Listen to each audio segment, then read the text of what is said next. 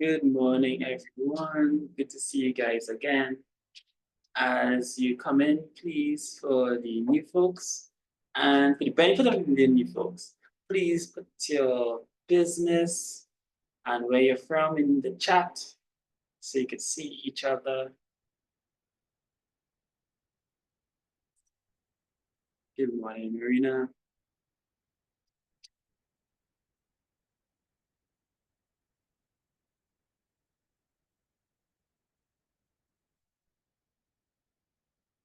Good morning, C.A.S.T.T from Arima. Davika, what do you do? Are you into business already? Are you thinking about business? Green Tank Farms from Caripichima. That's close to me. Right, I'm Vancouver. Hey, Tobago in the house. Nice, nice. Reaching places. And just right consultations and retail. MT Management Consultancy from San Fernando. Female Empowering Products from Arima. Enchanting Creations. New local candy shop from Port of Spain. Nice, nice.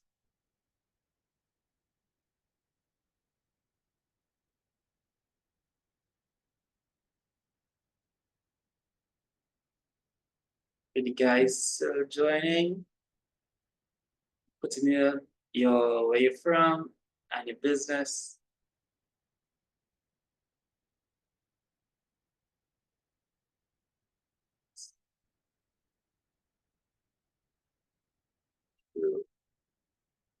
Hey, look, Deborah. Good to see you, Deborah.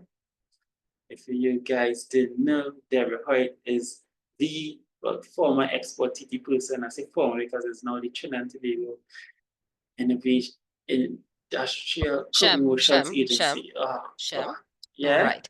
The Trinidad and Tobago Trade and Investment Promotion Agency, trading as Global Trinidad and Tobago. Thank you very much. So what do we call you for short? Global Trinidad and Tobago. Global Trinidad and Tobago, and you guys are in charge of export. Correct. Export, investment, and creative. Very good. Import, export, and creative. Creative? Yes. Creative industries as well. Yes. Oh, is creative, is that new? No, it's not, because it's an amalgamation of the three agencies, Invest TT, Export TT, and Creative TT. And well, Creative TT covers film, fashion, and music. Okay, so no more film TT? Film TT, fashion TT, creative music TT are all now under Global Trinidad and Tobago. We're all one. Okay, that's really important news. Okay. All right, great to be here. Looking forward to an interesting session. All right, guys. So let's begin. We have some special guests today. All right, so let's begin. I'll first start off with the introduction of EHub, and then let Susanna and Joey take it away. All right, so Trinidad and Tobago Entrepreneurship Hub, ehubtt.org. You find us at this website. We launched on the 3rd of July, 2020. I know some of you guys saw this already if you're here from before, but if you are not, this is for you. All right, so good. And well, in short, our vision is to promote best business practice and to promote the ease of doing business in Trinidad and Tobago for micro entrepreneurs. And one day you want to be able to say, hey, over 2,000 members of us came together and we agreed that, we want to make access to banking as easy as possible. So we collaborated with the banks and made something easier for us to do. So that's the power of numbers. And so far, I'm pleased to say that we have over 2,000 members. We have the support of the U.S. Embassy, local, regional, foreign chambers of commerce, regional corporations, and we have collaborated with the banks. So the next step is to pull down one of those barriers that affect us.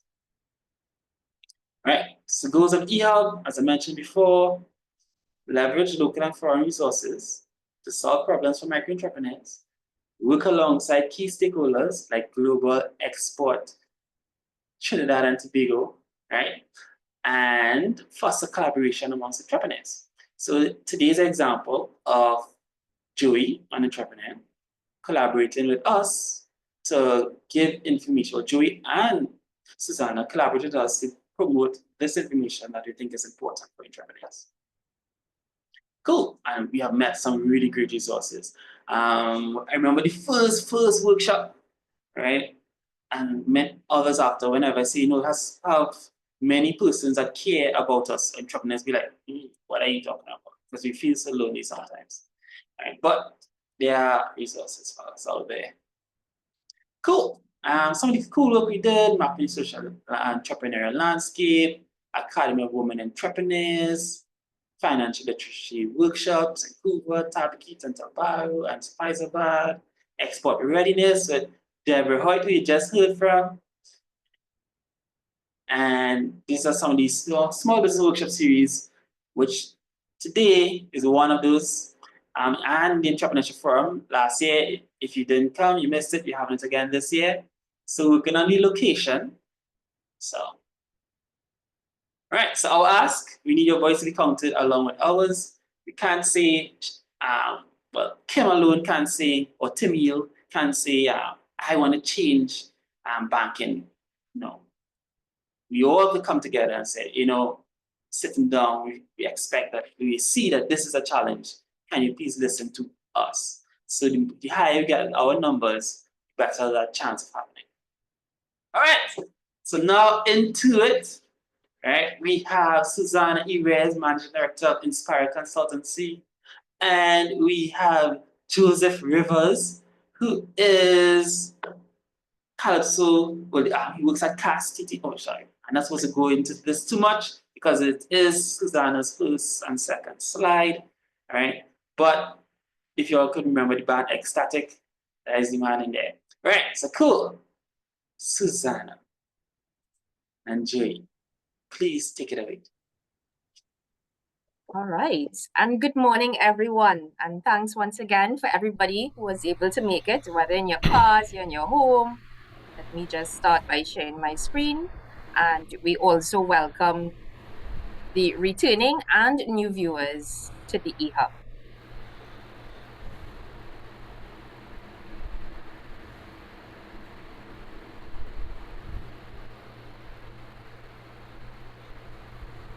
Right, so if you can tell, if you can see my screen, that'd be great.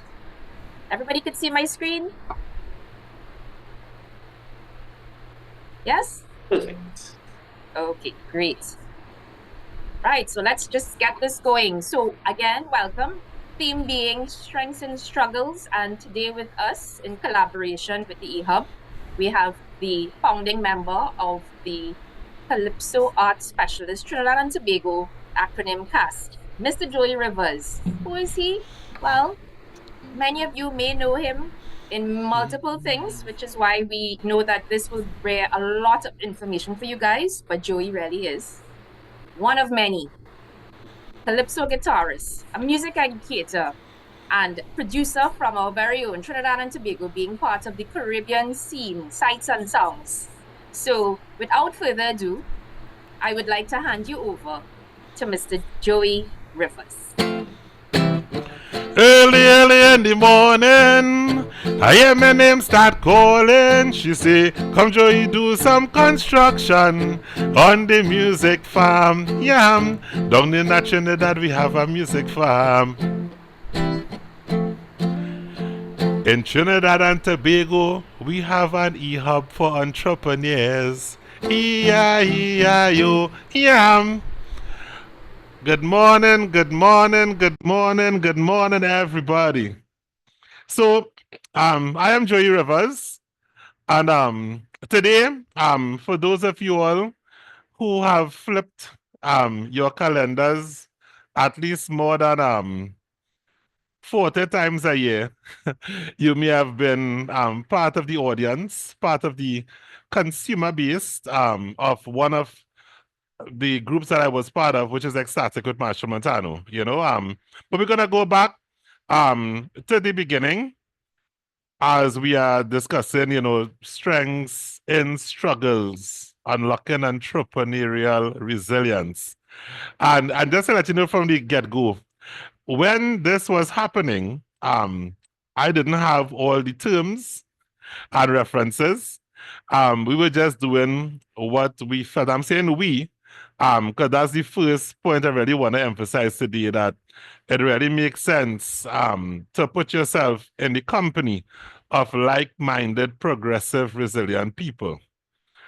So those moments when you feel a little weak, you have others around you, and it becomes a sort of susu of resilience.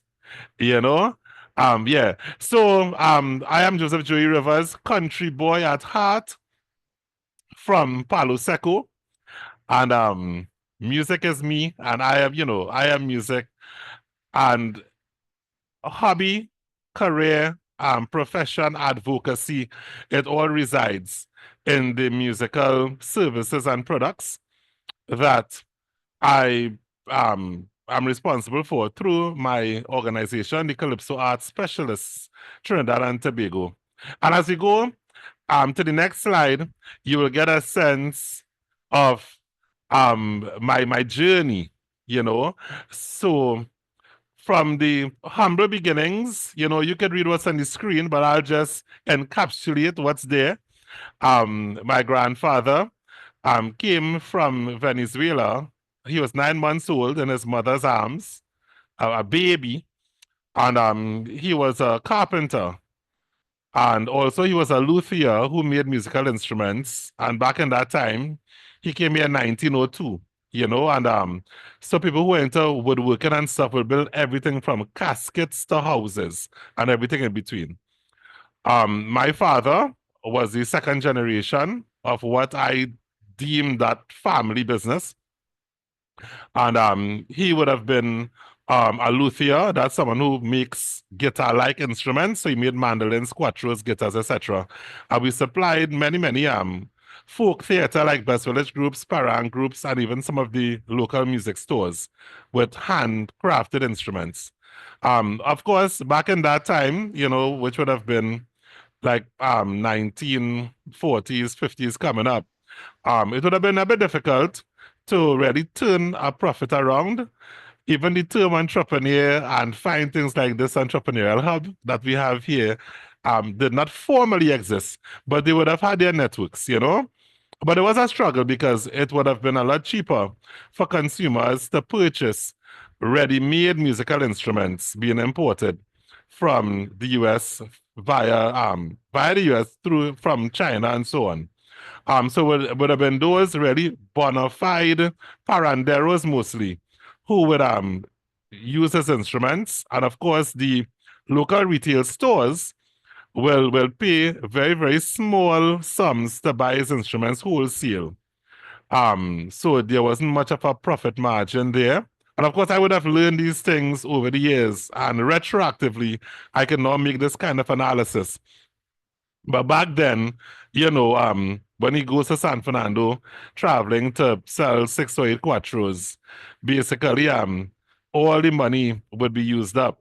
In this very store he's wholesaling to, he would buy tuning keys and parts that would go into making the next batch and so on, or a couple of groceries and maybe some snacks, goodies, treats for us on the way home from San Fernando to Palo Seco. But nonetheless, from a very early age, I would have been observing what was happening. And if you can see, this photo right here is actually a painting of a photograph of me seemingly admiring my father's work. At the first place we lived in Palo Seco, I would have been about 3 or 4 at the time, So coming into my own in a very modest home, country style, 1 bedroom, large family, and so on. But our spirituality and religious foundation as practicing Roman Catholics was always uncompromising. So we had that to hold on to as well. And of course, all this is responsible for that resilience, which I now know is something that I would have been exercising my entire life. So I started to play the maracas from age 3 or so, because Parang was in our house 365 days a year. And then the cuatro, a little older, around 6, 7. And opportunities in Trinidad and Tobago that are available to us, like West Village, the church choirs, the school activities, and so on. I would have availed myself of all these opportunities to perform music. And by age 11, myself and a bunch of other crazy children, we decided to form a band. At that time, Marshall Montano had just won the Junior Calypso Monarch in the mid-1980s. His mother was a guidance officer at Superior Junior Secondary, then Senior Secondary. His father was a geologist in Tesoro at the time, now Petrotrin. Formerly Petrotrin, now Heritage. So our noble parents would have willingly allowed the Montanos, because they were, a little more educated than our parents and, upper middle class. So it was a blessing for our parents to be adopted, so to speak, by the Montanos to form this band, and so at 11 years old, I became one of the founding members of the Panasonic Express. Of course, later on known as Marshall Montano and Ecstatic. And from strength to strength, I also paid attention, following the guidance of the management of the band at the time, Marshall's parents, on our academic work at school. So I did pretty well after secondary school, the Palo Secondary School, and continuing to study music formally, because my grandmother's advice to me was, if you want to make music your career, do it just as if it is a conventional job. So the same way a pilot, a doctor, a lawyer, an accountant will go to university and earn some kind of tertiary training and so on in their area of expertise or practice, do the same for music as well. And I took that advice. Fortunately, it was encouraged and the opportunities were available to do that degree right here in Trinidad and Tobago at UWI. All right, so Ecstatic went from strength to strength, but while being a part of the band, also as a director in the company when we registered as Ecstatic Limited. Myself and the 4 Montanos, Marshall, Marcus, his brother, and his parents, we were the 5 directors when the company was first set up, Ecstatic Limited. But I also did a lot of work with other groups, recording studios, playing guitar tracks at their studios, and so on.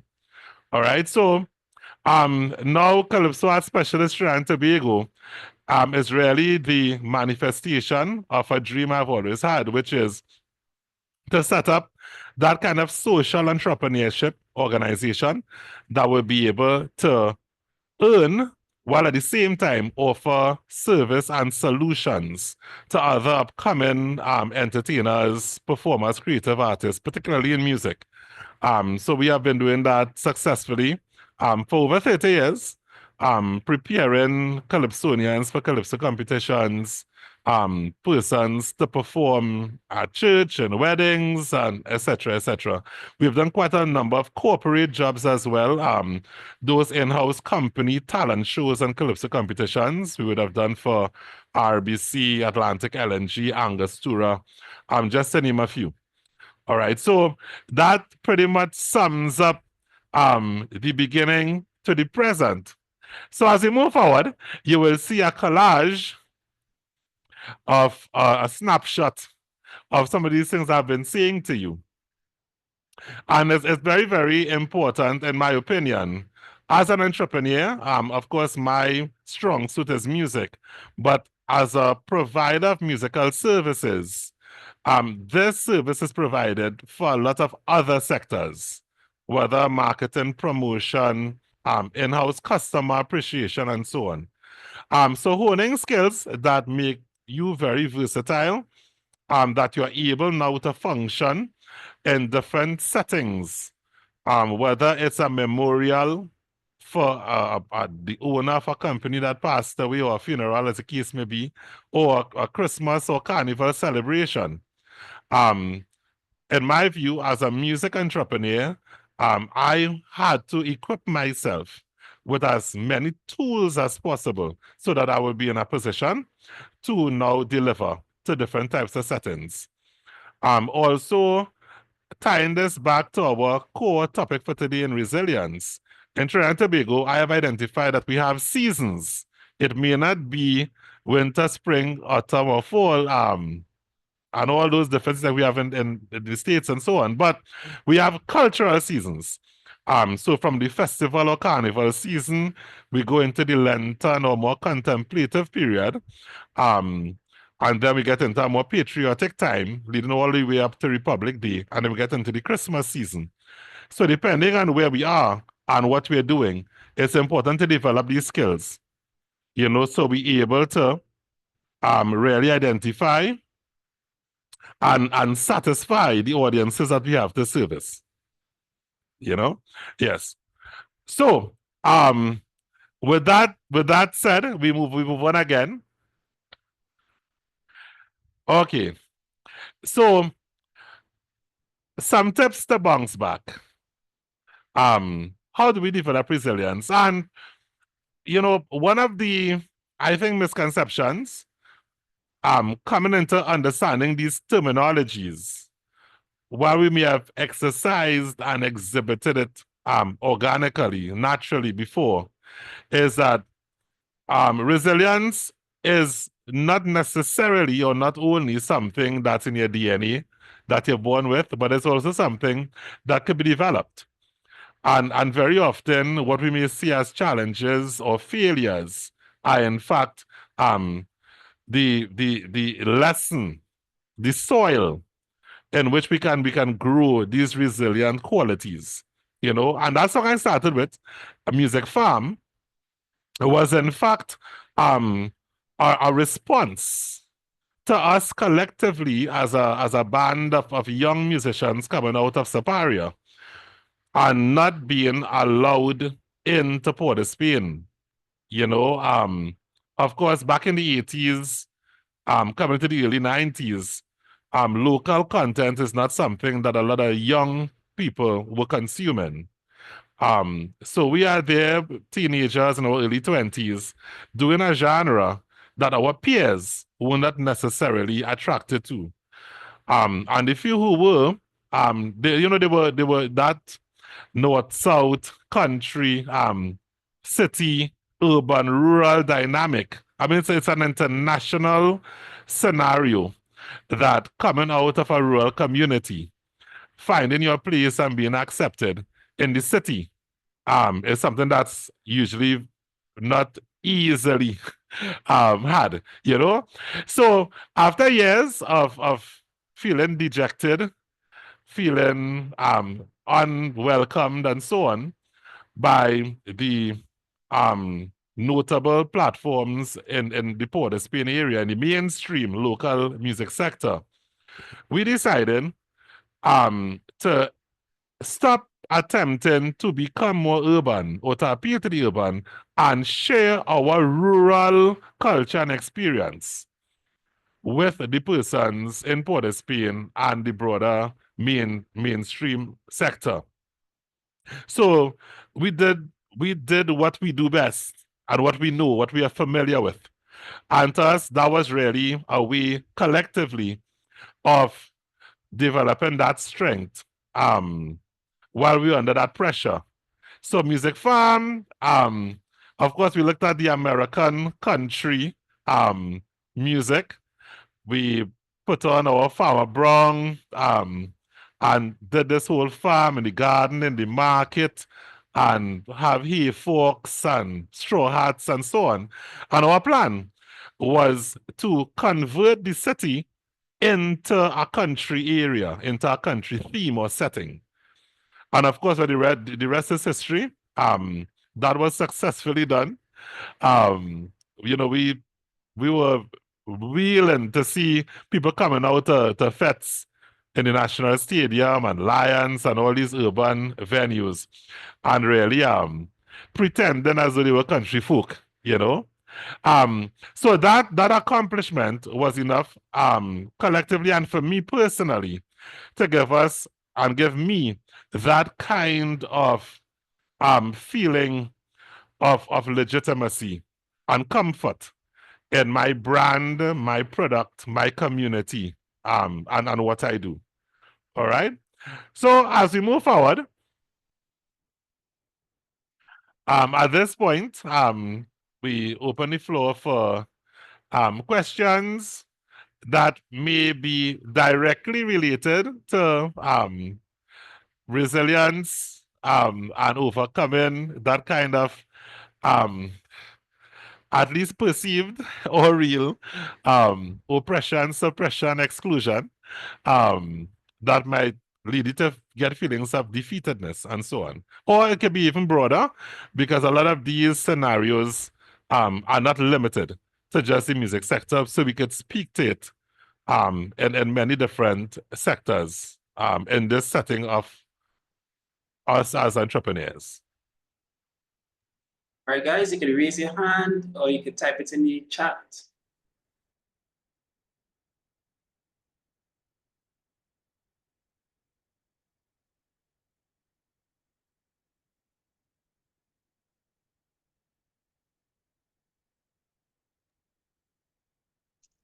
Do we have a question from Christopher?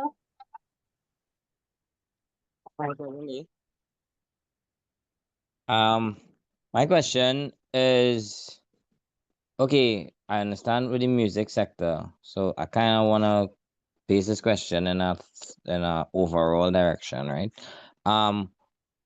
When you went from taking over from the past generation into your generation, and as you say, you realize that there was a period where the older generation crowd wasn't your crowd because you were younger, and the younger crowd wasn't pulling to you. My question is, what was the mindset like to change from pulling a crowd to getting a crowd to come to you? From going out and getting people to being in your comfort space and getting people to come to your naturalness. What was the mindset like? Because I know it's all about mindset.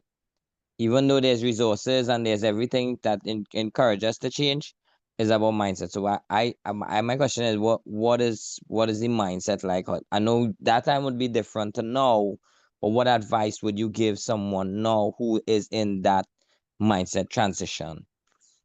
Excellent question. Thank you for it. And the answer to that is self-evaluation, self-assessment. One of the things as entrepreneurs we have to be willing to do is to take an honest, hard look in the mirror. Very often we are so passionate and married to not only our service or our product, but how it is done, how it is created, how it is packaged, how it is marketed, how it is presented. But we know that the definition of madness is doing the same thing over and over the same way, hoping for a new result. So one thing, we were very, very, very honest with ourselves in terms of taking listening to the feedback from persons in our generation who we wanted to attract. So the first step is not being stubborn. The next step is making the physical, practical steps towards amending. And here's where it gets even more difficult, because it means often coming out of your comfort zone of how you are accustomed to doing things.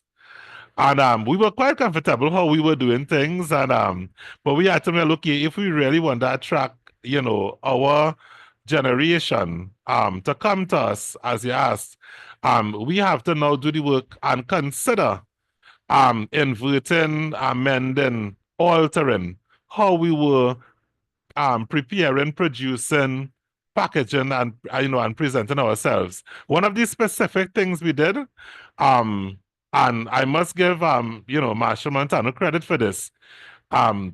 We would go to clubs where our age group, the people we want to attract, were partying.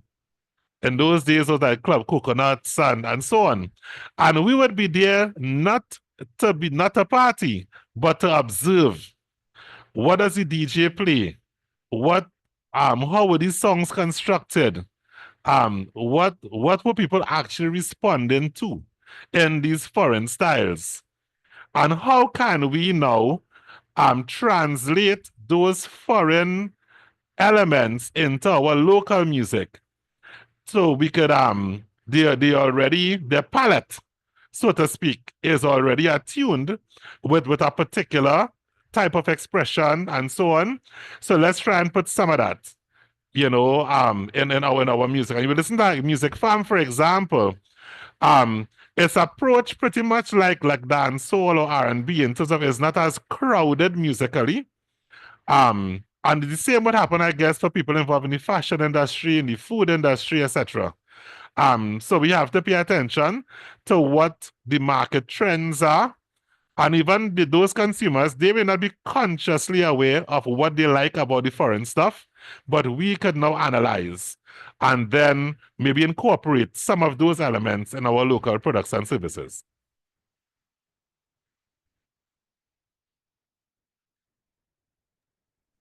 Thank you very much. You're welcome.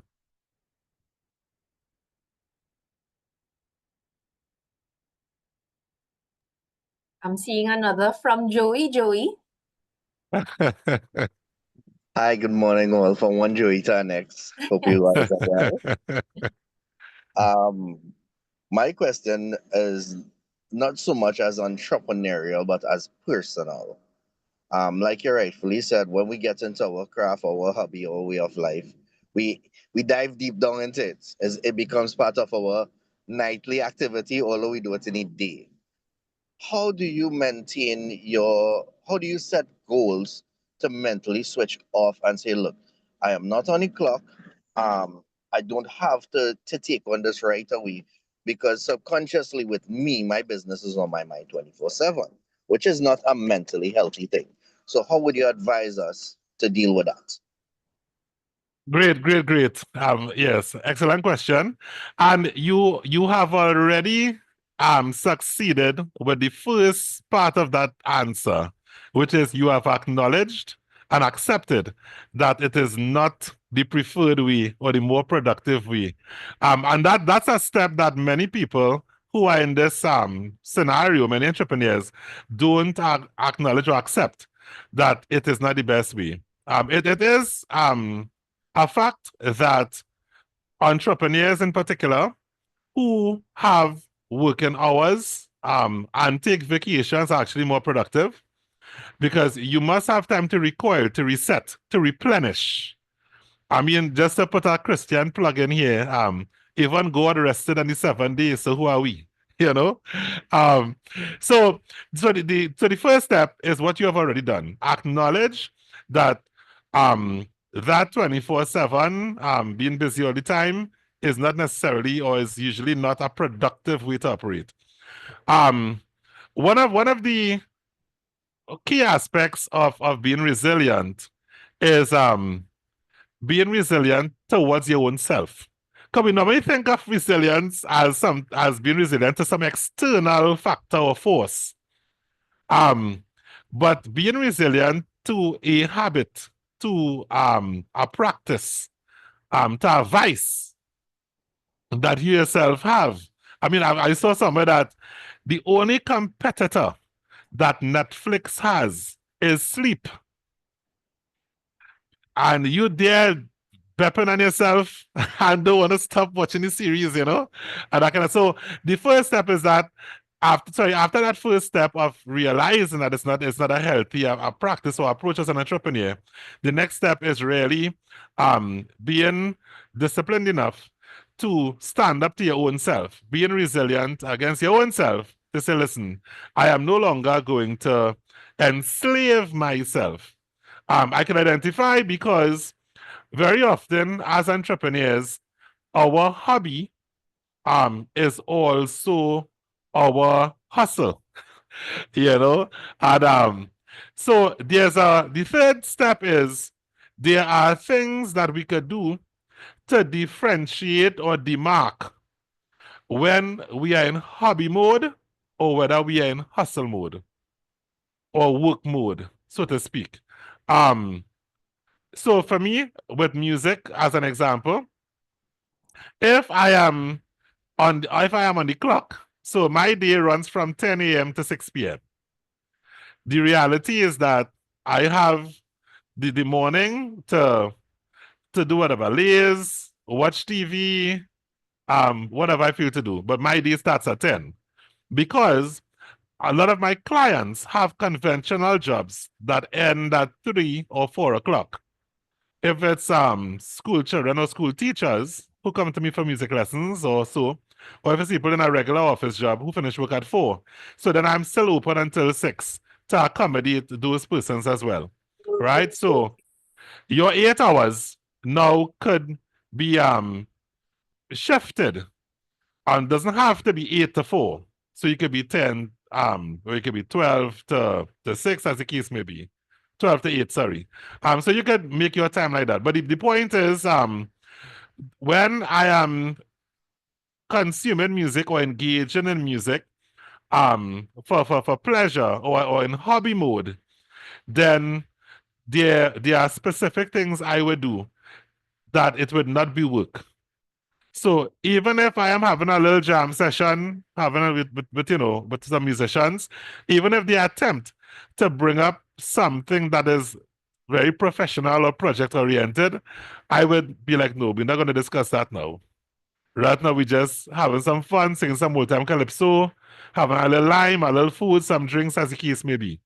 So it's important for us to do what we need to do to differentiate between the activity being work or being, for pleasure.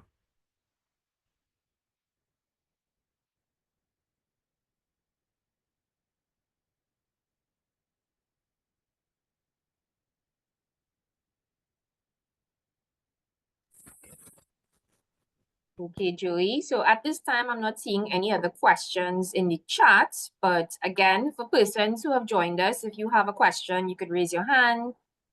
So I could see and Joey could see if there are any other questions, because throughout the session, we are accepting questions to chime in. If there are any, you could raise your hand so we will know how to make the flow more meaningful for you guys for the engagement, because we need this engagement in today's session. I think I've seen Minavia wants to say something. Oh, no, not at this time. I came on a bit late. Hi, Joey. It's good to see you. You remember me, Minerva? Isaac's mommy? Yes. Instrumental in where my son is today in music, University of Maryland, and he played an integral part in starting him off in guitar. So he's excellent. He's on the dean's list. And I say hats off to you. Thanks again for your input. You're welcome.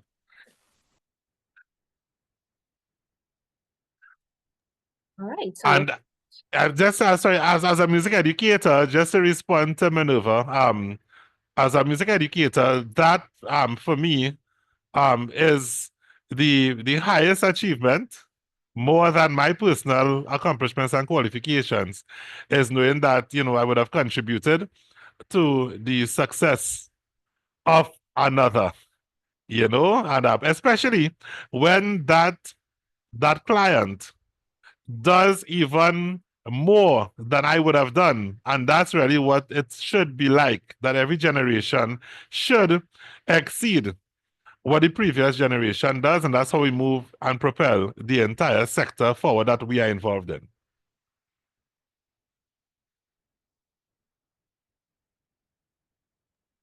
okay.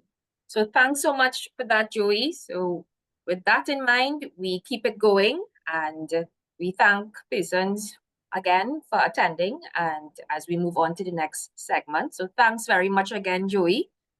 You are very much part and parcel of the remaining part of these slides. We've learned a lot, and certainly if there are questions that persons have in mind, feel free, because Joey's experience to present day is certainly where you would see plays a very major part in the areas of resilience that we are going to cover in the coming slides. So thanks very much, Joey.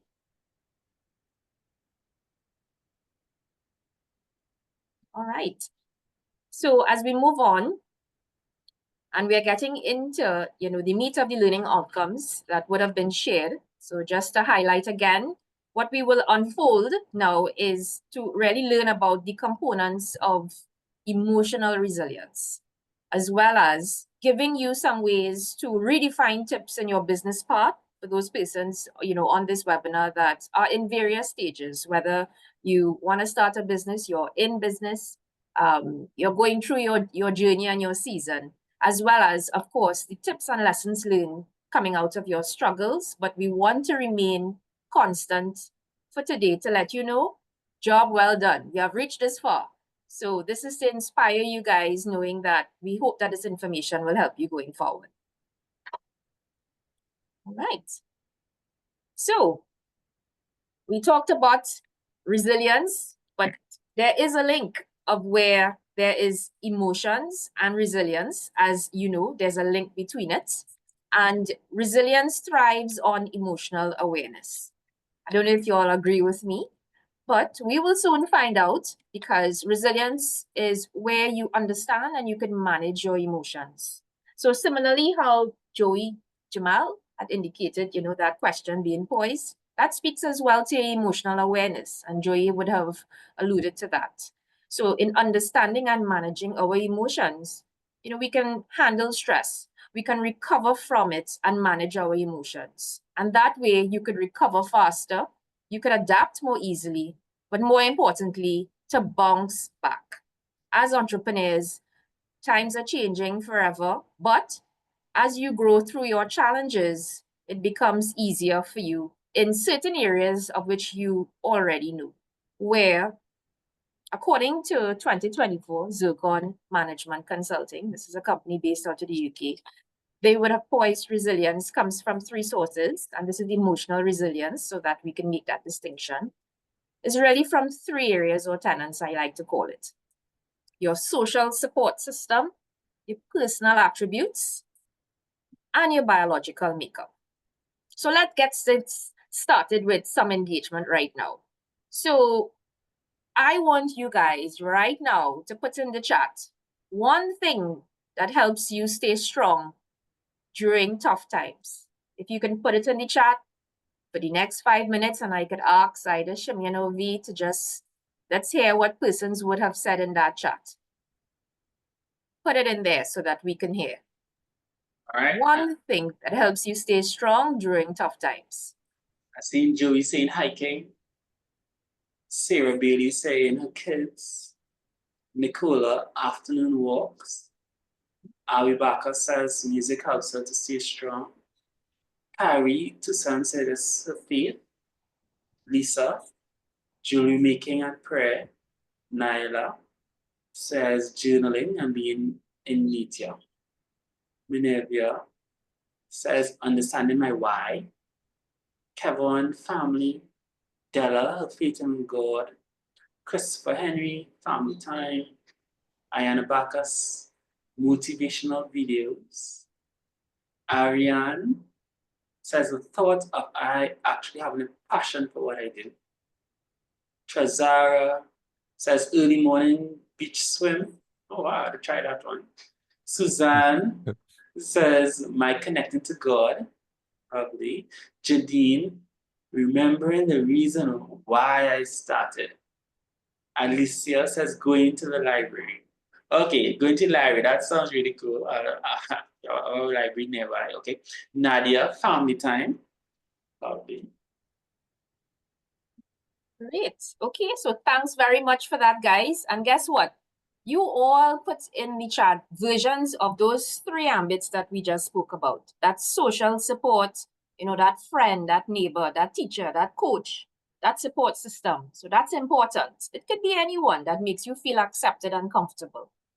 Some said again in personal traits of journaling, my favorite as well.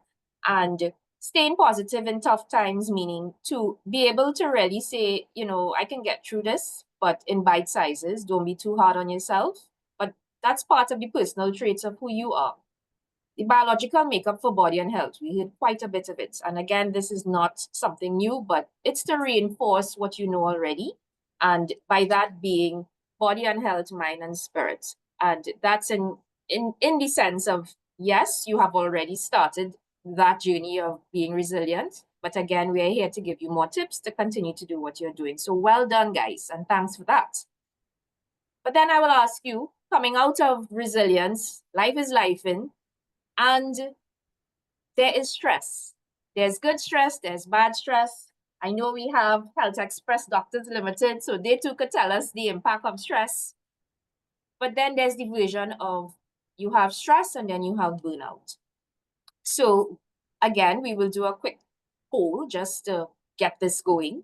As in, if we pull up a poll now, if that's possible, you might probably see it popping up. The two questions I have for you guys is, one, would you rather adapt easily to change, or B, be super confident?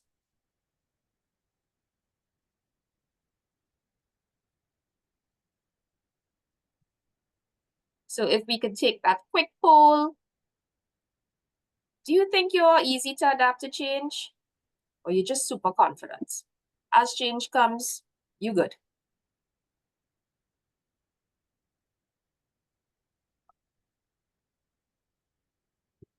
So that should take, you just give it like about maybe 5 more minutes if the poll has been launched.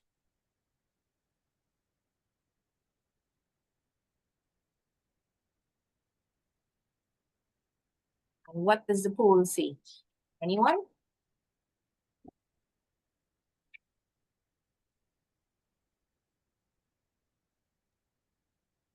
Hi, everyone. So far, we have 28 out of 33% saying that they would prefer to adapt easily to change.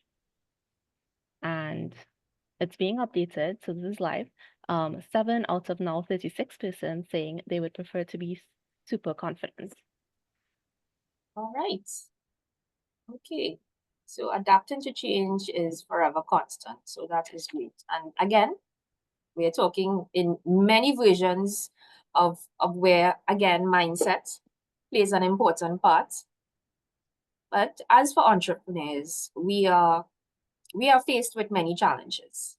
And as much as you see there's stress, I chose this pictorial with the water, knowing that it looks turbulent, but there's always the calm after turbulence. How do you get there?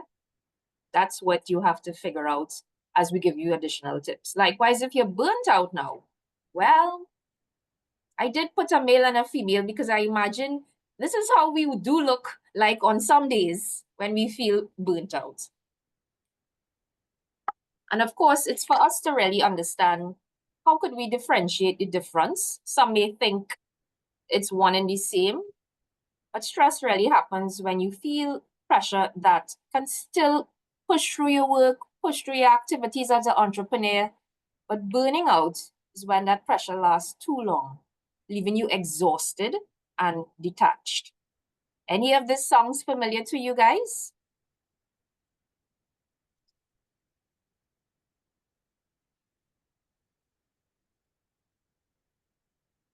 So, moving into the real versions of what a survey has brought to the attention, just for us to know how important it is for us to manage, being stressed versus being burnt out. So in 2024, this survey, of course, being conducted by Founder Reports, really found that this is based in North America and Europe. 87.7% of entrepreneurs struggle with at least one mental health issue, including stress and burnout. 34.4% of specifically entrepreneurs that we're zooming on experience burnout, often due to long hours and high pressure decision making. While 45.8% of entrepreneurs report high stress levels that can impact productivity and your well-being. Very interesting facts. But we can't go without knowing, well, what's happening in the Caribbean for our Caribbean entrepreneurs. And this was taken from 2023, citing from CaribbeanFocus.com, that over 65% of Caribbean entrepreneurs report experiencing high stress levels due to, again, business ops. 40% struggle with burnout that's impacting productivity and decision making. And in managing these challenges, of course, would lead to where do you see your business in the short to medium and long term. So it's important that taking some of these tips that we are going to share will certainly help in the areas of emotional resilience. Any questions so far, guys?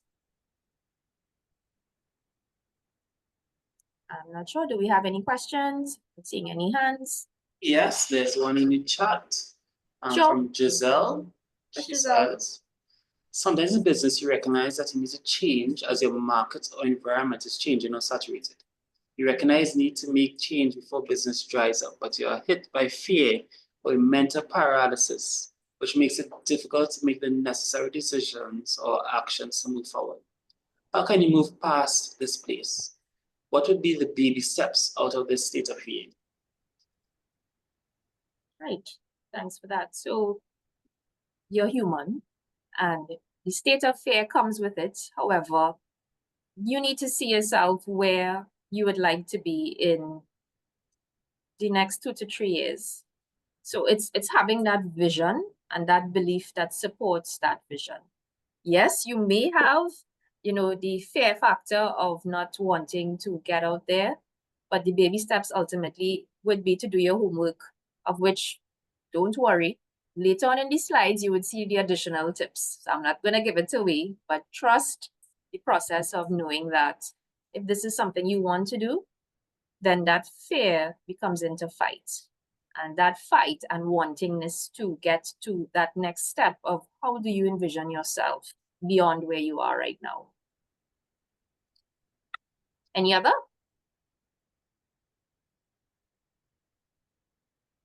No? All right. So there are areas that emotional resilience could support where you are, your actual awareness. And this is in the form of an assessment. Inspira Consulting is one of the licensed practitioners to provide this assessment around 9 tenets of emotional resilience. And you would see areas of where these 9 tenets are is really about what happens on a good day and what happens on a bad day. So you would have heard in bits and pieces from what Joey would have shared this morning, some of these emotions. And that's where emotional resilience sits under these 9 tenets. And this is taken from the British Psychological Society. So if you were to look at this at a glance, it shows you, or rather, I should ask the question, do all of you face any of these emotions at any one time over running your business? Either by a show of hands or by in the chat. For most of you, do you seem more worried, pessimistic, fierce, impatient, impulsive, hesitant, self-indulgent? Any of you? You can even put on your mic and you can say yes, you have experienced none. Yes, I have, most definitely. Nice. All of them. Now, believe it or not, that would have been in the spaces of when your emotions are running very high and it's not on a good day. However, the ones in green, though, are there persons that experience the ones in green, as you come through, the pathing of your business, you're redefining your business, you have some peaks happening. Could you say some of these things happen to you, these emotions? Carefree, optimistic, calm. Has that happened more than the black ones? Black words? Tell me. Anyone? Also yes.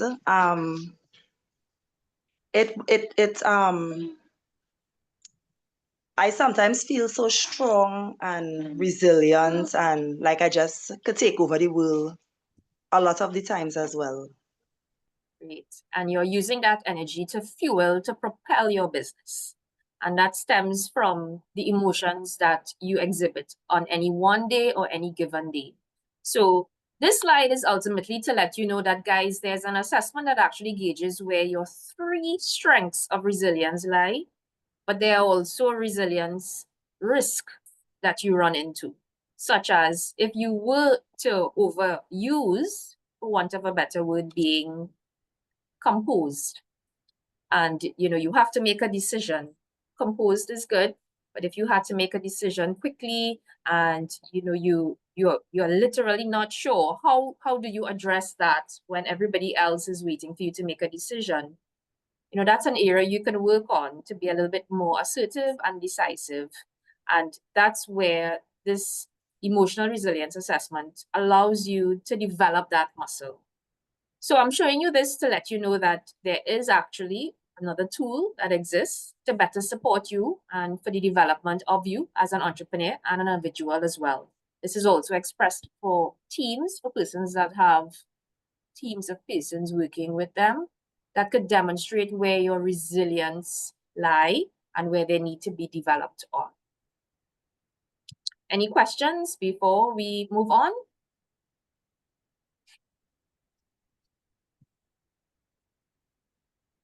Right. So I have one this, question. sure. Sorry, Tell me. as you Let me go said, back. team. Mhm. I don't know. In this generation that we have, like the ones that now going from 1920, 18, 1920, Yeah. they have a totally different mindset. How, whilst being resilient, I don't know about anybody else, but one of my things is that as I progress in my business and in my development, I always, just like you saw from the example with Joey, I always try to pass something on. And with the new generation, I mean, I know we do always figure it out. We just eventually look like the old people before the young people kind of come to us for advice and for things. But how do we stay resilient and how was it what I'm looking for? How do we stay resilient and still try to assist? I understand that you can't help if you don't help yourself, but in that transition, is there something? I know you would never know, but is there a time where you be like, okay, I have enough, I can help this person now, or is it something that comes after planning and progression? Okay, so I would say there are versions to that response. And again, I would go with the easier version. Yes, with this generation, it's all about tech. It's, the short-lived experience, move on quickly. But again, in the space of understanding the generation of today, empowering them means giving them certain tools. And I'll say, for example, if you are able to discern that, I'm just guessing, the person is into your business about marketing, and the experience of marketing is one, you're not going to pay for them to go to a marketing course yet, but you realize there's an express interest. The use of tech of giving him access to free online versions of learning, that could be an empowerment version of just giving him that first step of knowing this is one way of doing it. Another way as well too is, again, without sounding too young at heart, is you are investing your time and effort in seeing that this person brings value to your business. And how do you do that? By continuously encouraging, but not smothering. And the quick wins that this person brings to your business, that also helps them, I think, boost their morale. Because again, it's based on emotion as well, right? How much you can do with the limited information that you have at this time. But there's also, like I said, the use of tech that could further support what could you do in the first instance that is zero-based to better help empower that person. I hope that answers your question. I saw another hand up. It does. Thank you. Mhm. Was there? Yeah, again. Yes, Joey. I think he was asking, Christopher was asking is, how do you manage assisting somebody with without self-sabotaging by giving away too much within, how do you budget your knowledge in a nutshell? I never heard that term before, budget your knowledge. But what I would say for given persons a certain amount of knowledge of your business, if they're in the space, is really up to the individual. As in, if there's trust, then that's a risk you do run. But I will go to the latter. Knowledge is there to be shared. You know, you could find other ways of finding out just about anything online. Everybody has a smartphone and everybody has co-pilots and all these other mediums to get alternative areas. But I would say the level of risk again is based on how much risk are you prepared to take in giving out, you know, the extent of where you think it may hamper your business. Yeah. Any other? Any chat? No? All right, so let's move right along.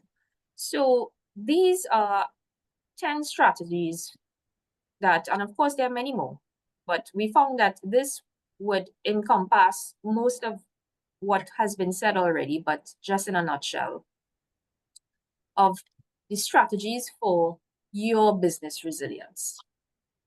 So it's about focus, as you know, developing a clear vision and strategy. So aligning your resilience plan of your company's vision, its mission, that foundation that you put forward is to help you, to guide you during your crisis. So stay focused. Second strategy, we just spoke about it in a kind of way, empowerment, and that being to invest in your people. If you don't have staff, invest in yourself.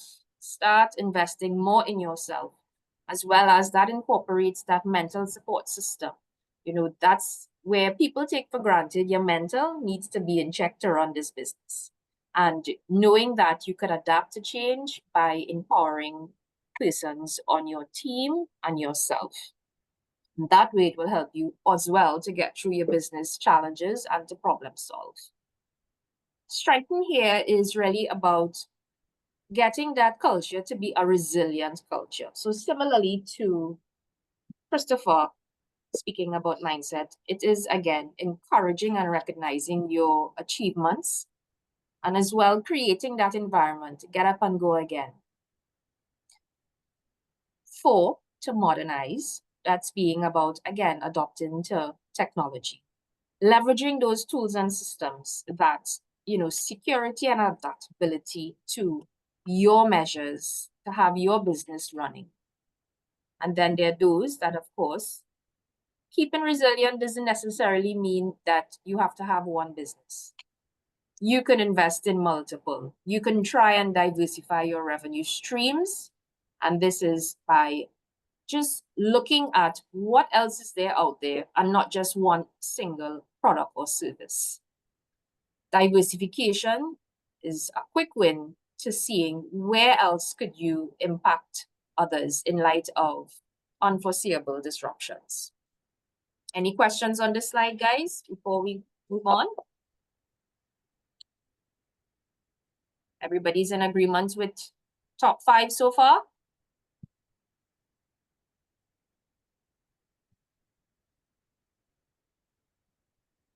Yep. All right. So as we continue. So connect being build stronger relationships. So for example, guess what? This webinar brings pools of people from near and far in a virtual space. This is a perfect example to connect. You know, seeing areas of Just Right out of Tobago, Health Express with the doctors, Global TT, you know, that's where the connections could be made. So please, I encourage you guys, let's stay connected. So 7 is, again, to prepare for the unexpected. As we see lots of things are happening economically. That still means that we have to keep prodding on, but yet develop those contingency plans so that there are these areas of risk that is associated with business, economic downturns, cyber attacks, and so on. But it's to prepare. Likewise, with every business of any kind, you need to monitor and control. Learn to adapt while monitoring and adapting to the changes of your environment, but yet be ready to pivot your strategies as needed. 9, financial fitness or your financial health of your business. So we would all like to have a healthy cash flow statement every month, but at the same time, we know as entrepreneurs, it gets a little hard. However, it still means that we have to focus on our financial fitness. And lastly, for persons who have staff or teams, learn to communicate the transparency to your employees, to your customers, because that helps build the trust and maintain that morale. So these are the 10 strategies for business resilience, just a few that we think will better support and give you a kind of checklist. Any questions?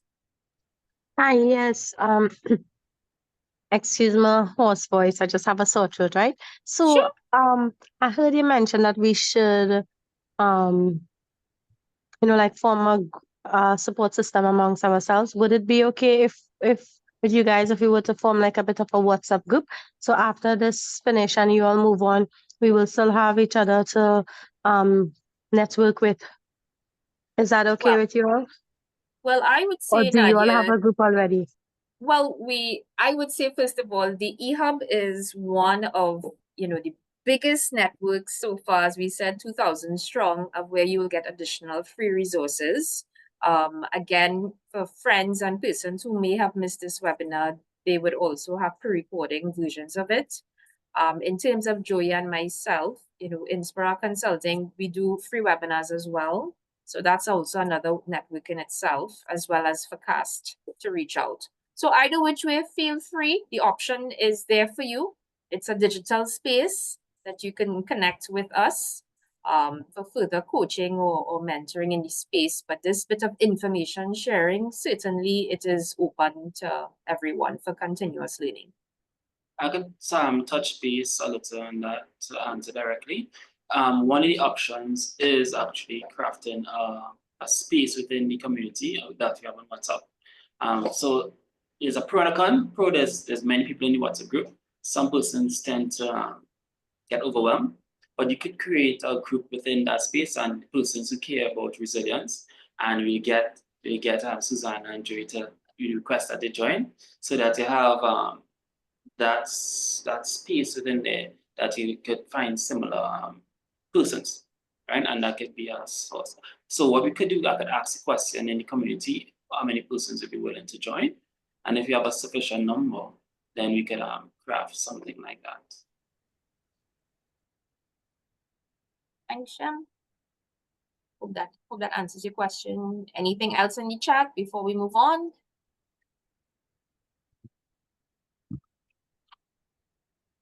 No? Right, so I hope this was helpful, guys. And looking ahead. So I hand you back over to Joey Rivers in looking ahead. Joey? Hi everyone. Hi everyone again, right. And I just wanted to pivot from an earlier concern or question that was raised in terms of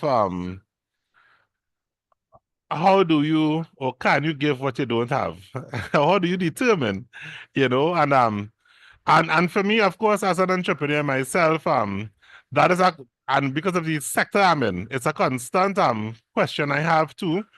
And it speaks right to the core of resilience, because the feeling overwhelmed, that lack of resilience really tempts you to now include other persons because you don't feel like you're strong enough to deal with your business by yourself.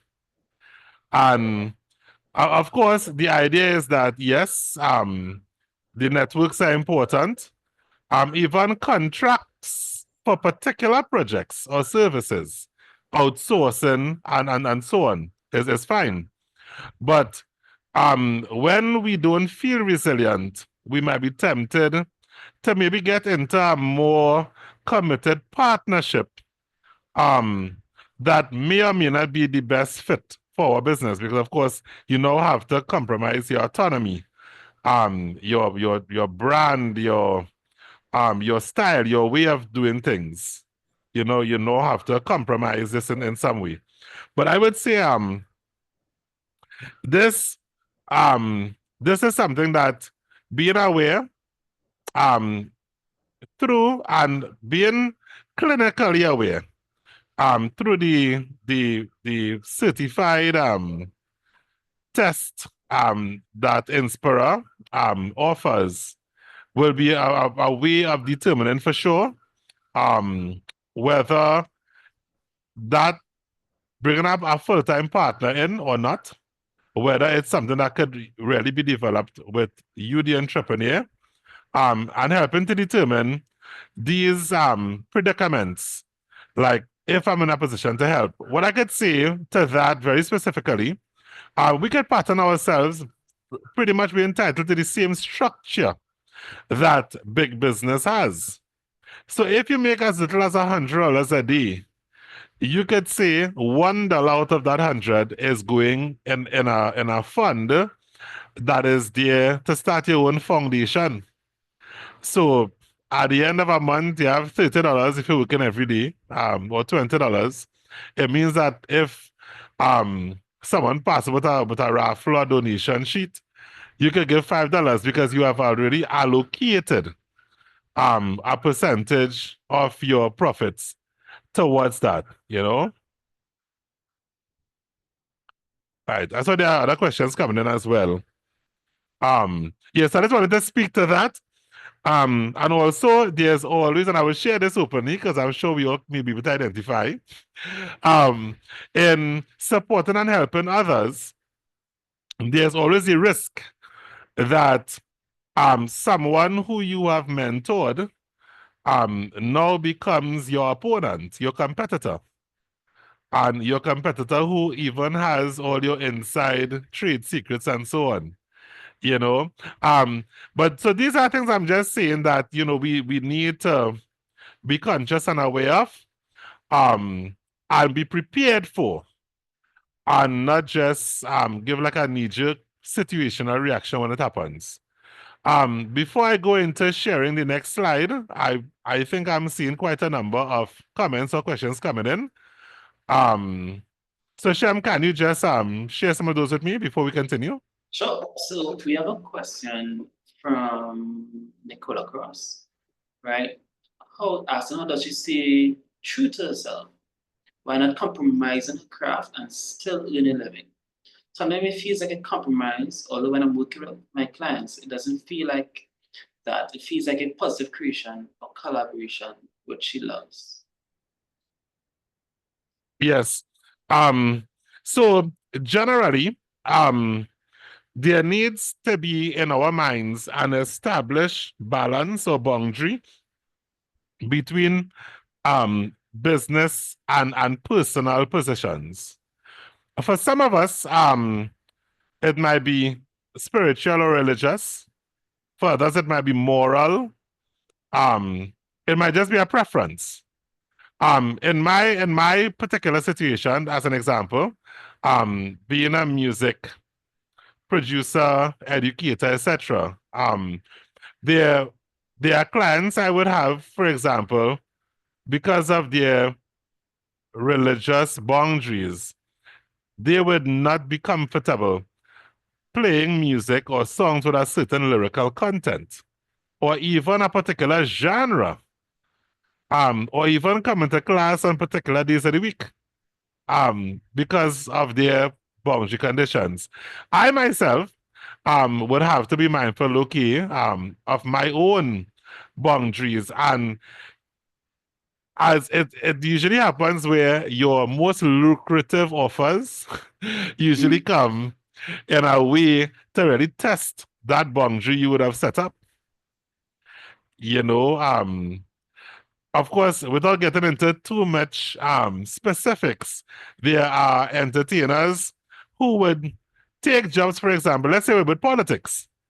Now we in that season, some may not mind being associated explicitly with particular political parties. And some artists will draw a line. I can probably sing at your function, but I'm not going to endorse you with my work. Those are decisions that I strongly recommend should be made beforehand when you are sober, without an offer in front of you. Because if you are trying to now come up with a policy position while you are trying to make a decision about a particular offer, that could really be, it could influence you in ways that you may not want to go. So my recommendation there is that you take a position, a policy position with your business, so that when these offers come, you could pass it through that filter. Next. I endorse that answer 100%. All right. We have a question from, well, Nicola is saying, yeah, she understands that lucrative offer is what concerns her. So now we also have Miss Kim Jones, who wants to know, when starting a business, how do you decide what structure you want? Limited liability, sole proprietorship, partnership. Can you walk through your thoughts? Or Yes. So fortunately for me, I have an accountant who is really, really good. And so I think step one is getting someone who is knowledgeable in that field. We have quite a number of persons now who offer those services of, like, doing your annual tax returns, working through your company registrations and so on. If such a person with such a business, we may have some in the webinar here right now as well, who offers that kind of service. These people are usually very, very informed and knowledgeable about the pros and cons of and the suitability of the different options.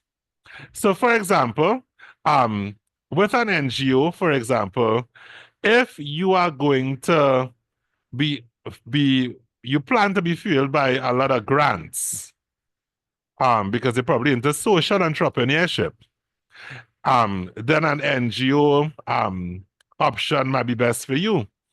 But understand that it is not a for-profit organization. So there are certain limitations, especially in your autonomy of really being like the autonomous king of that empire. Because this is more like a membership organization format. And if it's that kind of membership group, then your constitution now may have elections every 3 years. So this thing that you might think is your baby, your pet project, understand that in 6 or 7 years from now, someone else could be voted in as the chairperson, So it's to understand the dynamics of each option, and I would strongly recommend the services of persons who are experts in that field. I engage also some of the details regarding these different organizational structures are constantly being amended. So again, it's really a suggestion that you engage the services of an entity or a person whose core business is setting up those registrations, and they can inform you and guide you accordingly. I would say to Joey, just to chime in there, in terms of, for your own time, you can also go to the legalaffairs.gov.tt website, and it has actually been updated to show the variations of the company advantages and disadvantages, along with the fees that support the structures that you're considering. So given that as an entrepreneur, it is now becoming more mandatory to create the company's registry account, and everything is going virtual. So the space of where Legal Affairs website is encouraging persons that you can read, take the time, you can get further advice as to what does that look like for your accounting system. And as Joey said, that's where you can take it to the next step. But again, in terms of free information to better update yourself, that's another go-to as well at the Legal Affairs, and they have made it very easy. So I hope that helps. Any other question? I will also add as well, if you go to the EHub tt.org resources page, right, we have a link to the Ministry of Youth Development and National Service guide on starting your business. And they did a really good job. And I believe the link to the Legal Affairs is there as well. In our space, what we have recognized is that there are many resources, but not necessarily well advertised, right, or connected to you. So that is part of the work of the hub as well, to make sure those links are clear. So the answers to those are there. Right? You have very good answers, like what Joey said, right? And then Susanna, it's just, you need to have the answer when you have the question. Excellent. How resilience can redefine your business path? Joey, I think we have Miss Patterson. Her hand is up. Before Okay. you. Yes. Thank you so much, because I have another appointment I must leave.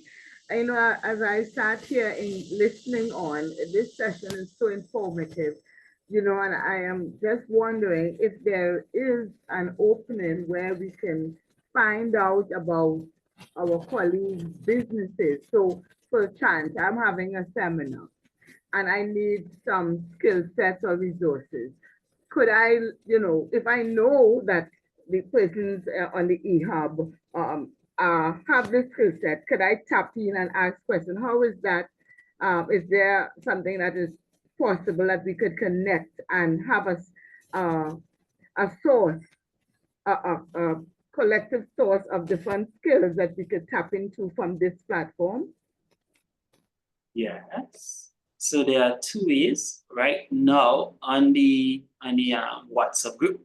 Right, there's a group set Advertise My Business. There's one called Advertise My Events, and one called Volunteers. Typically on the volunteer group, that is where persons say, look, I need this kind of assistance, and that's how we see it.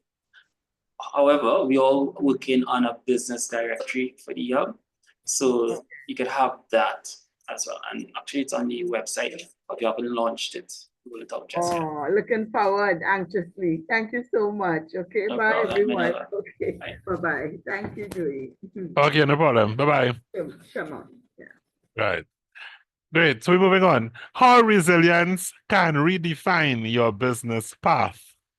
All right. So, of course, resilience is the word of the day.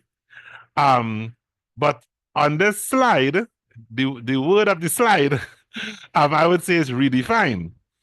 And again, it speaks to us not being stubborn, and being able to take a good hard look at our business and our methods and approaches and be willing to redefine. So as we go through the 6 items here, overcome early setbacks.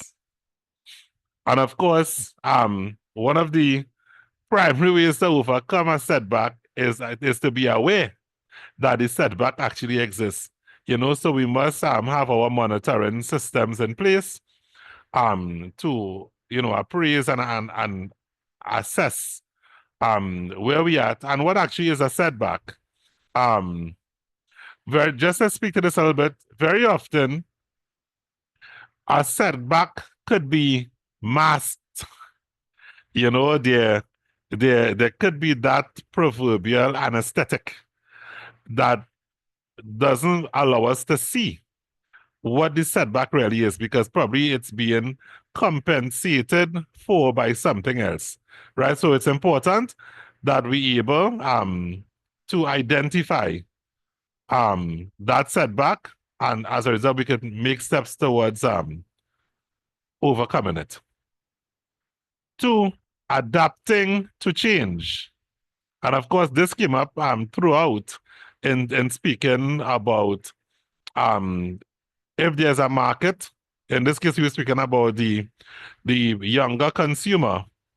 If there's a market that isn't in a preset orientation to consume what we are presenting, then we need to do our assessment and evaluation and be willing again to adapt to that change. And we may be going along quite well, you know, all the time, and we have a market for a product or service, and something in the society may have changed to cause us to adapt. One example I will give you, in the COVID-19 response, I was giving in-person music lessons.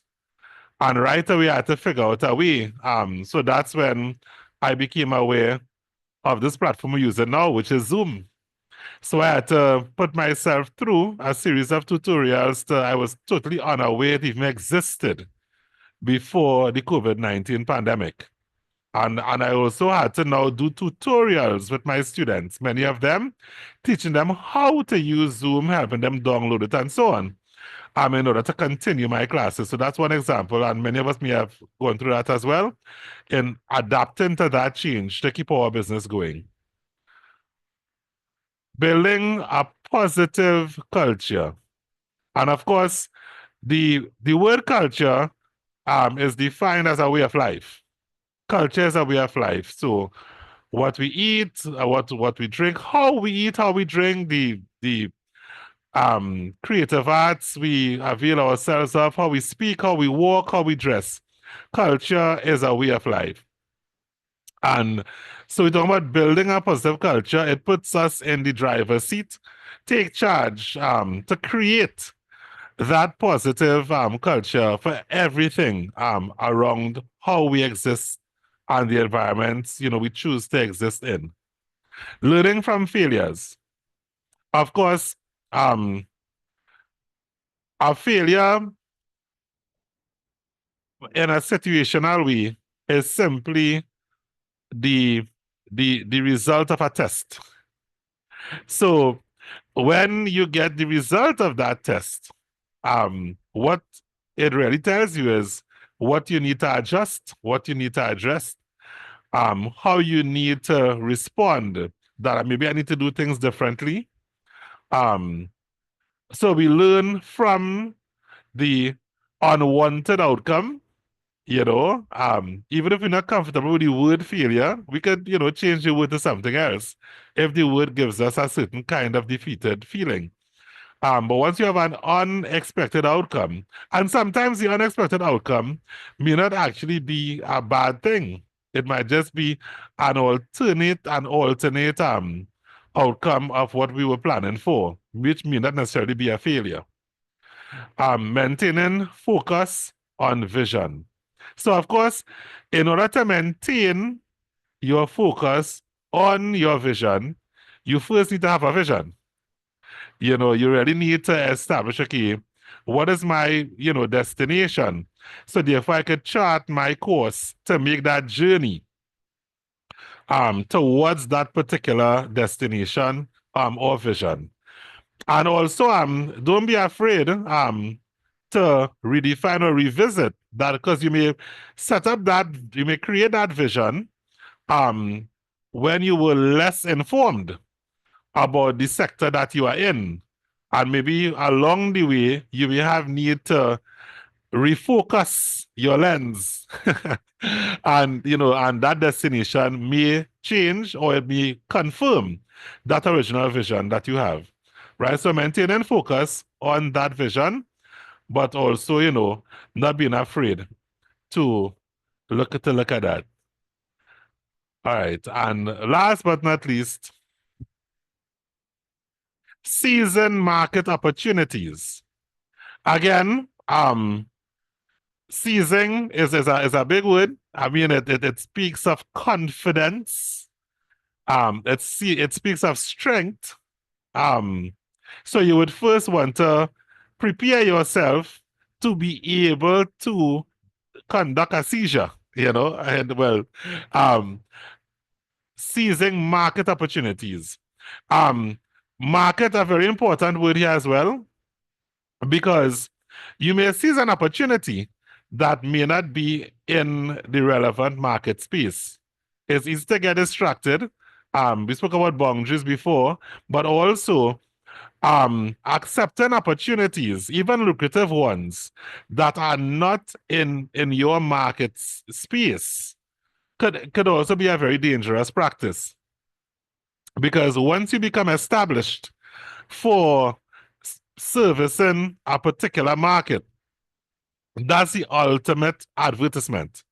And you're going to start getting requests to keep going that way. And it may very well distract you and create a detour from the market that you really would prefer to be in. And before long, you might be doing something differently to what you would prefer to do. Even though it might be lucrative, it may not be as fulfilling. And understand what being able to identify an opportunity. Because not every possibility is an opportunity. There are some possibilities or options that are available to you that, again, may not be in alignment with your business orientation, your brand, or where you want to see yourself as being established. So seizing market opportunities, I mean, it seems like 3 simple words, but it's very loaded. We must be very careful in identifying and determining and defining what, in fact, is an opportunity in the market that we would like to seize. As we move on,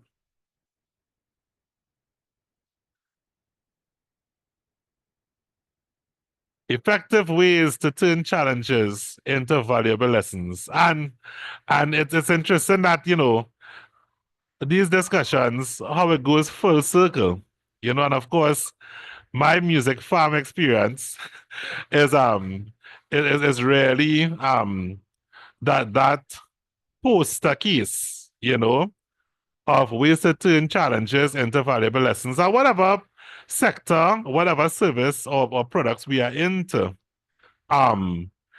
these 6 points here can and should be applied. So shift your perspective. Again, do not be afraid to move away from any, stubborn position where we married to a particular place that we are looking from. So shift your perspective, because depending on where you're looking from, you're going to see something totally different. Acknowledge your emotions. So own it. Own it, own it, own it, own it. It's don't be too proud or even ashamed of your emotions, but really, really be honest with yourself in terms of what your strengths and weaknesses are. And of course, one of the clinical measurable ways to do that is by availing yourselves of the emotional resilience test that Inspira offers. Analyze the root cause. Very important, because very often we may treat a symptom as the disease itself. And then we keep using topical remedies are not treated with the source of the issue. And that root cause could very well be very early childhood experiences, um, relationships, or your status, or exclusion while going to school, as the case may be. So it's important to analyze the root cause. Only then we could now do things to treat with it, to manage it, or to reverse it. Seek feedback. I can't underscore this enough.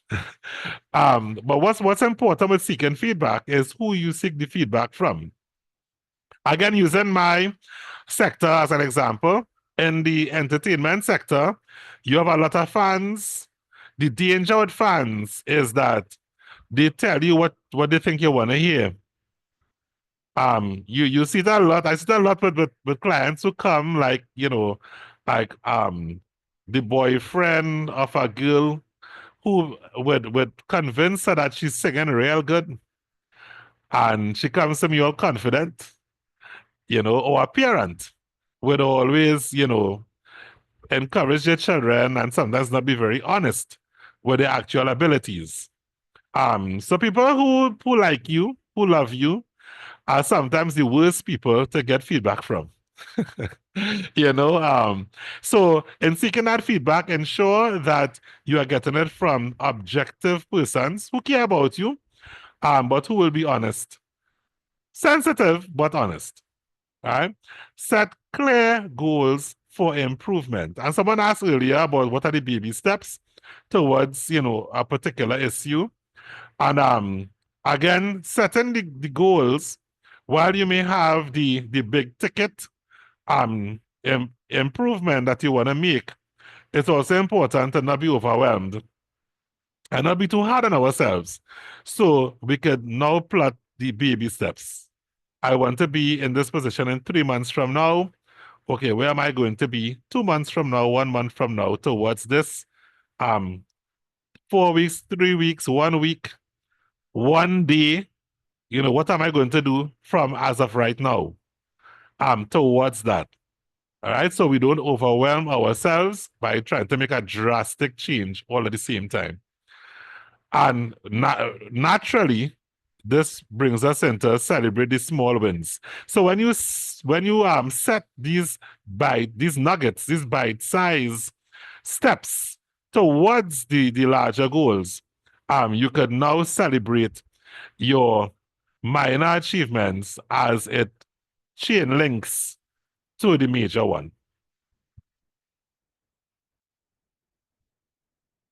Yeah. All right, so thanks very much for that, Joey. And again, these are quick tips that we certainly hope will help. Again, the resilience assessment is one that brings benefit to both you and your team. Just a quick snapshot. It's actually a valid report that's out of BSI and again, out of the British Psychological Society. Understanding your emotional resilience, how you could make it work for you and your team, and as well identify those enhancements to support the productivity of allowing your business to grow.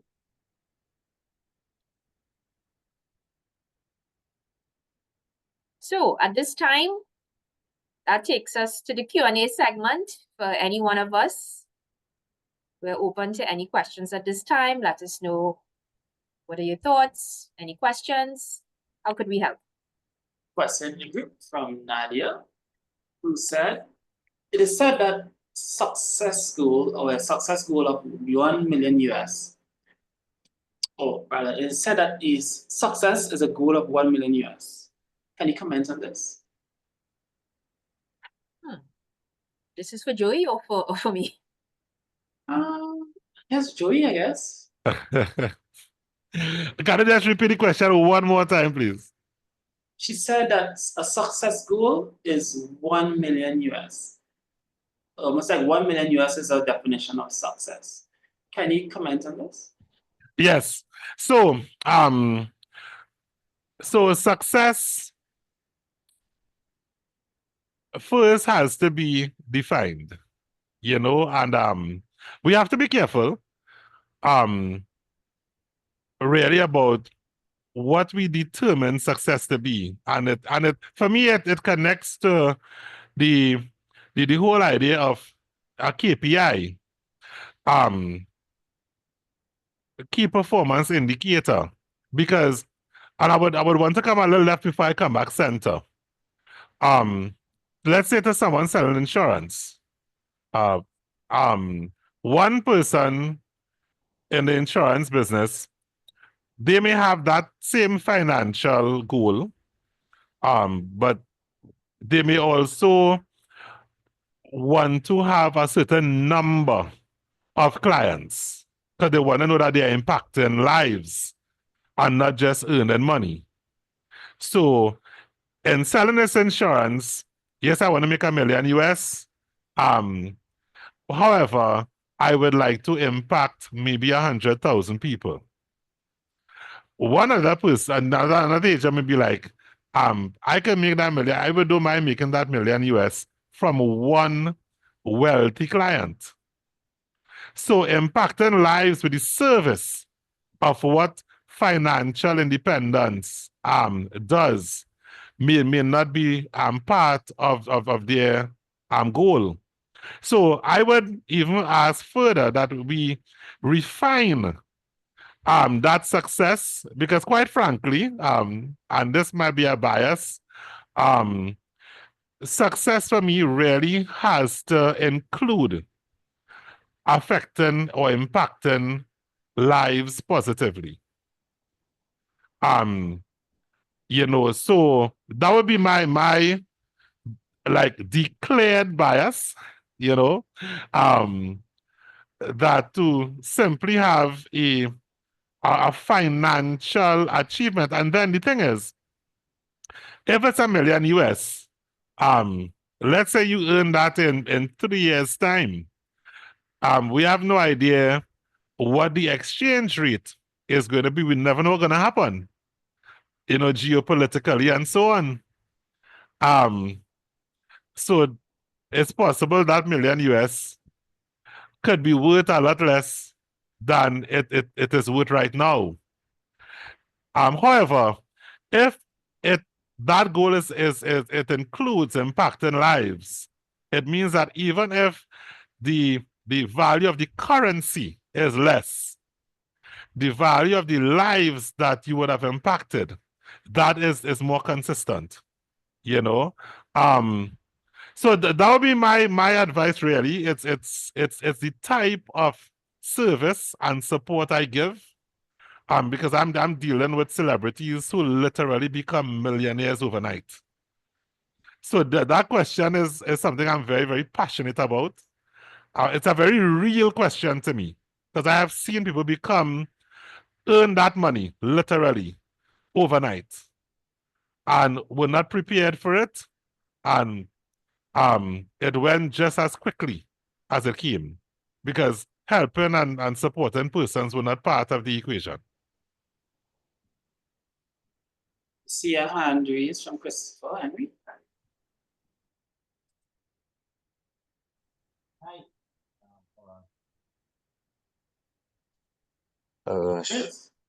Yes, hi, sorry. My question, it deals with, well, in the segment, sorry. It deals with, okay, so I've heard you talk about product and services and increasing the quality of life. Now, to me, I just trying to narrow it down to what I do in particular. I make pepper sauce and kuchila. So each day I kind of try to figure out, how does that improve quality of life? How do I make that a necessity to people? I mean, just like how you go to the grocery and you pick up ketchup or you pick up, seasonings. That's what I want for my product and my brand. So my question is, seeing that I've already started and I've already gone in a direction now, my mindset is always, I just go. I always move forward, no matter what it is I do, whether I move forward by a toe or I move forward by a foot, I always try and keep moving forward. So my question is, in what mind space should I be to refine and, you know, find out which direction I should be going? Because it's not like, as we all know, there's no blueprint in a business or in running a business. There's no one specific way. And many people, some people find a way that is 3 weeks long, and some people find a way that is 30 years long. And my question is, how do I hone in to what speaks to me into the market that I fall into? Good. And I love that. I will take that right away. Papa Sauce and Kuchila, I mean, we have a genre of music called soca chutney. And that's what we're talking about in terms of culture being a way of life. So this interrelationship between music, food, and even education, religion, and all these other things. Well, let's deal with the music and food, and lifestyle. Making directly, Kuchila and Chutney has a direct connection to our local agricultural sector. It means that you are now in a position, but this is if you are not doing your own farming of the inputs into your product, to now start somewhat of a network cooperative type of sector where you're given a lot of downstream employment. It means that easily some kind of foundation could be established utilizing your brand. Of the pepper sauce and kuchila, it's already local, it is cultural, it's part of our heritage and all of that. So I would suggest very, very specifically that a very noble type of foundation or NGO join to your brand, and that can now start in your community some kind of after school project, vacation project. So your brand is tied to some kind of community development within a particular demographic, whether it's single mothers, at-risk teenagers, children, as the case may be, and you tie your brand to that. Very often we as entrepreneurs, as micro-entrepreneurs, look at, the unit trusts and Be Mobile and Digicel, and they're doing some of these kinds of works in communities. But we have the same opportunity to do it to scale with regards to our level. And thereby you'll be also engaging and getting a lot of loyal customers as well to utilize the product, because it is now synonymous with something more altruistic, something more developmental. And Christopher, I will chime in here too. So here's my vision, because I was going to jump at it too, of putting in, some, I would say, quick wins, such as, Christopher, where are you from? Where do you hail from? Currently from Sani Grande, Arima side, Sani Grande. Okay, Grande, good. So as you would know, there are a lot of pop-up shops everywhere, but on Facebook, there's actually a pop-up link or community that will tell you where pop-ups are in and around Trinidad. Most of the times it tends to be table and chairs, about $200 for the day. Likewise, as far as if you want to go Santa Cruz, which is in the Green Market area, they welcome persons to sell maybe one Saturday. So I'm giving you quick hanging fruits of, if not done already, those are some opportunities you look, take a scan of your environment, sample testing. Likewise, everybody loves, I'm just saying, doubles. Why not get in contact with the nearest doubles vendor and say, hey, I want to put out 2 bottles samples here. Let's see if people would use it. And you either decide, that's a relationship you can strike up with persons. And that's within the reach, and that's doable. And I'm saying these quick strategies just so that push yourself a little bit of what is in reach, of which these are just some examples that will tell or more so give you the insight of that same question that you asked. Where do you go from here?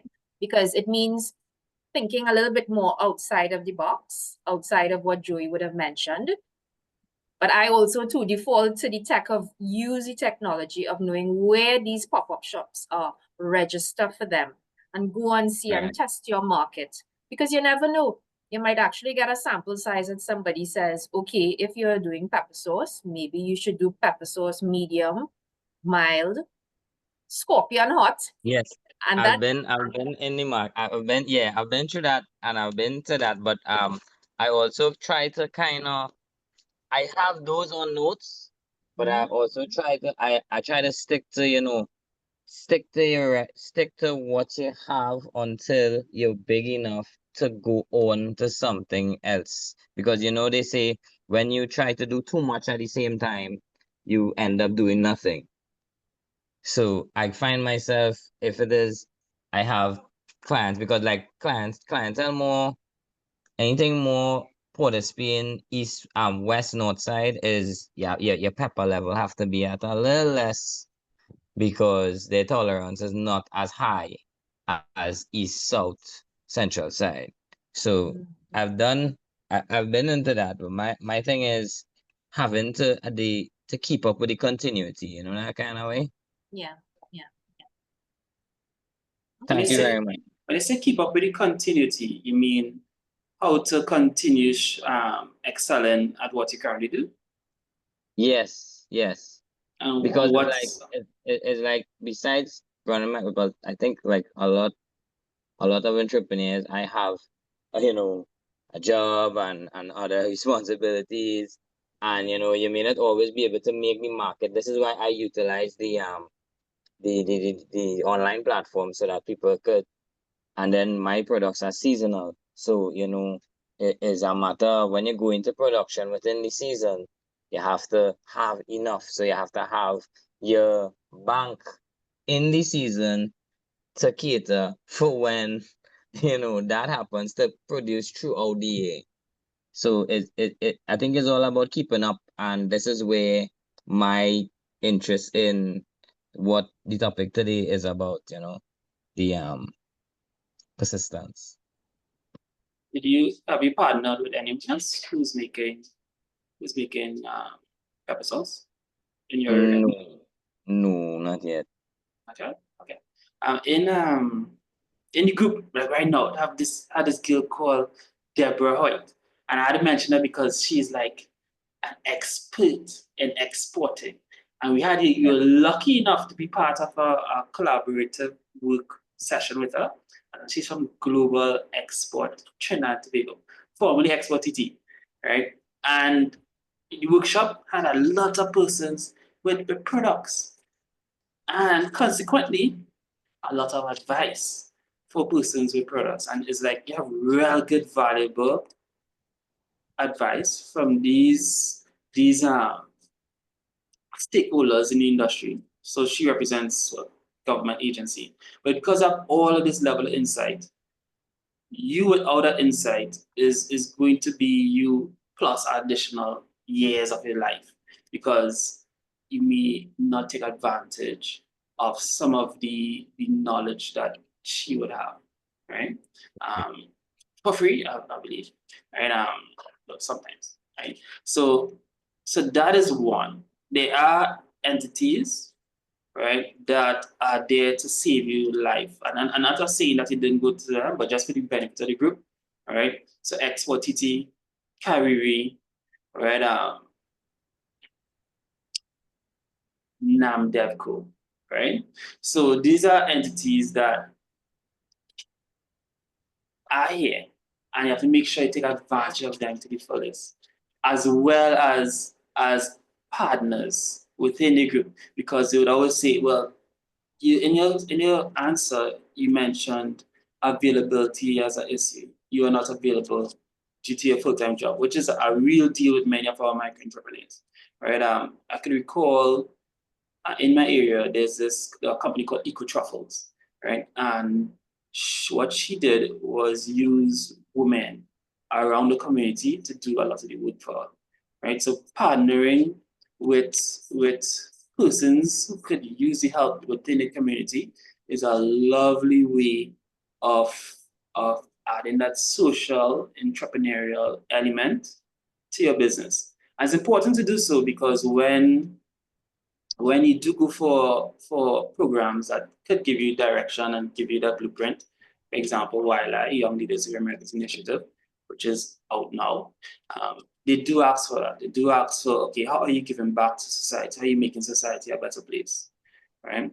And also to tack on what Joey said earlier, make sure you get that advice, boy.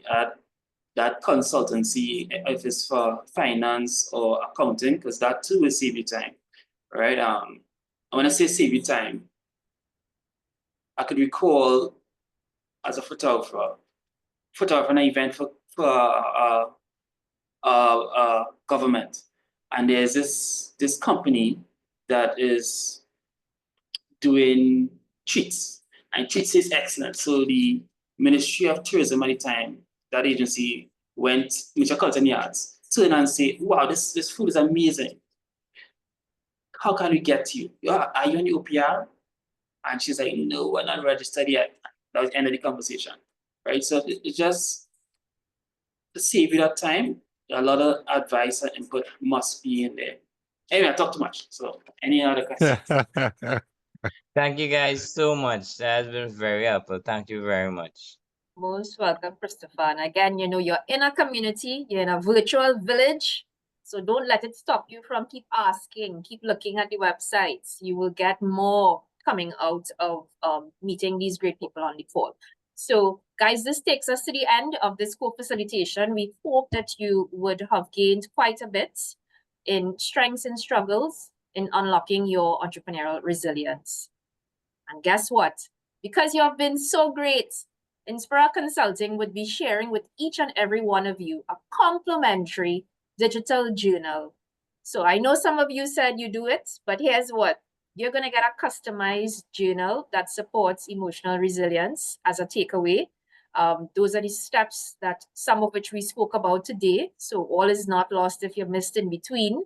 And we certainly hope that you can use this and continue to be the resilient entrepreneur that you are. So I hand you back over on behalf again of the Entrepreneur Hub, Trinidad and Tobago, C.A.S.T.T and Inspira Consulting. Thank you so much for this opportunity, and I hand you over to Shep. All right, guys, thank you very much. All right, I was part of a course recently, and I met a guy recently, and he said, you know what the power of the hub is?